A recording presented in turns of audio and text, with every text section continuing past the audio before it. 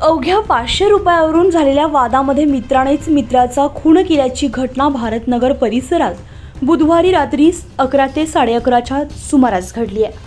पोलिसांनी संशयिताला ताब्यात घेतलंय। परवेज शेख असं मृताचं नाव आहे।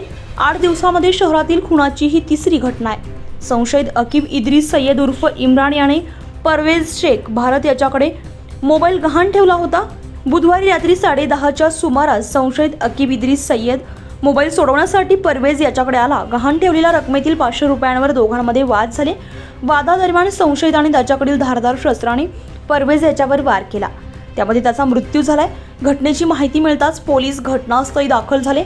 घटनेची माहिती घेत तात्काळ त्याने संशयिताला ताब्यात घेतले।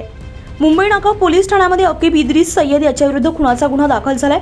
परवेज आणि संशयित अकीब इद्रिस सय्यद हे दोघेही मित्र आहेत। संशयिताला पैशाची आवश्यकता भासल्यामुळे त्याने त्याचा मोबाईल मित्र परवेजकडे गहाण ठेवला होता। मोबाईल सोडवण्यासाठी संशयित अकीब इद्रिस सय्यदने परवेजची भेट घेतली। त्यावेळी त्यांच्यामध्ये 500 रुपयांवरून वाद उफाळून आला। त्यातून संशयिताने स्वतःच्याच मित्राची हत्या केली अशी प्राथमिक माहिती पोलिसांनी दिली आहे।